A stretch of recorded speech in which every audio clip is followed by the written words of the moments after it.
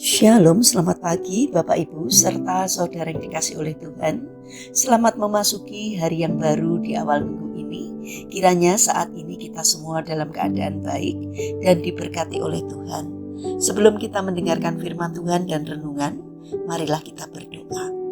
Tuhan Allah Bapa yang Maha Baik, kami sungguh bersyukur dan berterima kasih atas kebaikan dan kemurahan-Mu, karena Engkau Tuhan yang selalu memberkati dan melindungi kami di dalam beristirahat sepanjang malam, sehingga pada pagi hari ini kami dalam keadaan baik.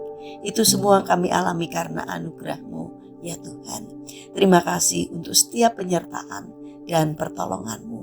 Jika saat ini kami akan mendengarkan firman-Mu, urapilah kami dengan Roh Kudus-Mu agar kami dapat mengerti dan memahami apa yang Tuhan sampaikan kepada kami melalui firman-Mu. Terima kasih Bapa, mampukan kami untuk dapat menjadi pelaku firman-Mu di dalam kehidupan ini. Dalam nama Tuhan Yesus Kristus, kami sambut berkat firman-Mu. Amin.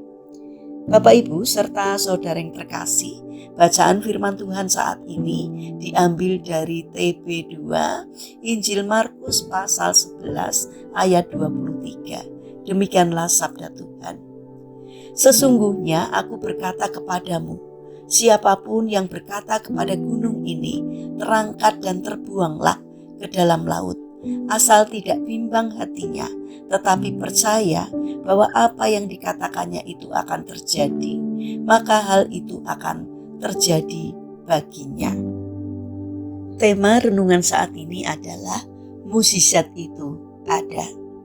Bapak Ibu serta saudara yang terkasih, pada tahun 2006, seorang wanita keturunan India yang bernama Anita Moorjani mendadak koma dan dirawat di rumah sakit. Anita didiagnosa menderita kanker ganas stadium 5 dan divonis bahwa usianya hanya tinggal 36 jam. Karena organ-organ tubuhnya sudah tidak berfungsi lagi dengan baik.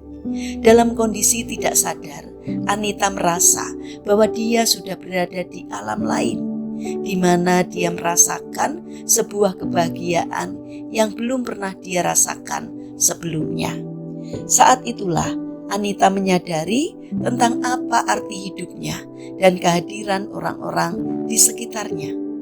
Di alam itu Anita diberi dua pilihan untuk melanjutkan perjalanannya di dunia atau meninggalkan dunia untuk selamanya.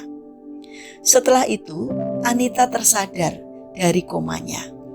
Dokter menjadi heran karena seluruh sel-sel kanker yang ada dalam tubuhnya hilang sama sekali. Organ-organ tubuhnya yang semula tidak dapat bekerja mendadak bisa berfungsi secara normal. Anita sangat bersyukur kepada Tuhan yang telah memberikan kesembuhan dengan cara yang ajaib.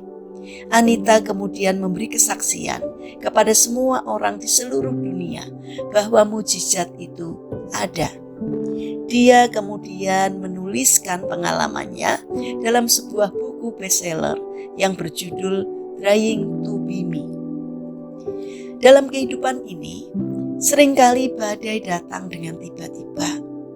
Saat itulah kita sering merasa terpuruk dan terjatuh begitu dalam. Seolah-olah tidak ada seorang pun yang bisa menolong kita. Kekecewaan melanda dan ketakutan selalu menghantui hidup kita.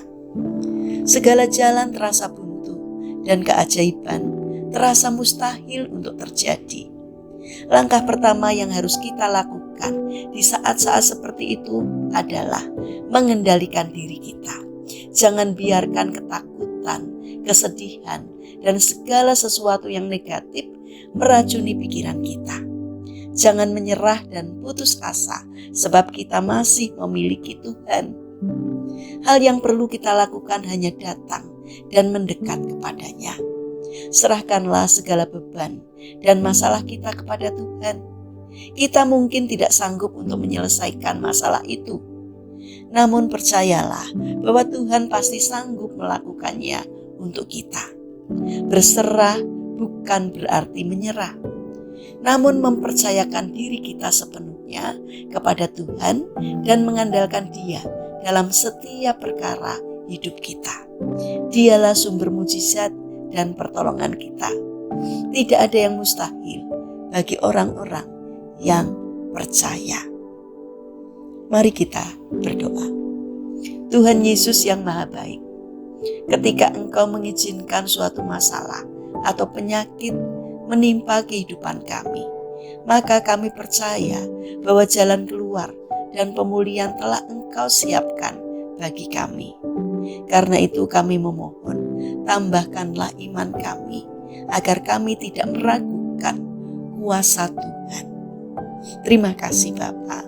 Saat ini kami ingin berdoa untuk bangsa dan negara kami. Berkatilah bangsa kami agar dapat menjadi bangsa yang semakin bijaksana dan tidak mudah terprovokasi oleh kelompok orang-orang yang tidak bertanggung jawab, yang hanya memikirkan kelompok dan kepentingannya sendiri. Tolonglah agar semakin banyak orang yang memiliki karakter baik di negara kami, supaya bangsa kami semakin hidup makmur dan sejahtera karena berkat dari Tuhan.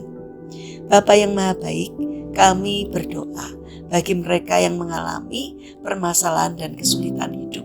Kiranya Tuhan membimbing mereka sehingga mereka menemukan jalan keluar. Kiranya Tuhan berkenan hadir untuk memberkatinya. Saat ini kami ingin menyerahkan bagi saudara-saudara kami yang terbaring sakit. Kiranya Tuhan berkenan hadir untuk menolong, untuk menjamah dan menyembuhkannya. Bapa yang Maha Kasih, kami ingin menyerahkan seluruh aktivitas kami hari ini ke dalam tangan-Mu. Kami memohon Tuhan yang menyertai, Tuhan yang menolong dan memberkati, sehingga apapun yang boleh kami kerjakan boleh mendatangkan berkat dan sukacita, tidak hanya untuk diri kami, namun juga bagi sesama kami. Terima kasih Bapa. Kami serahkan seluruh doa dan permohonan kami kepada Allah yang hidup, yang kami kenal di dalam nama Tuhan Yesus Kristus. Amin.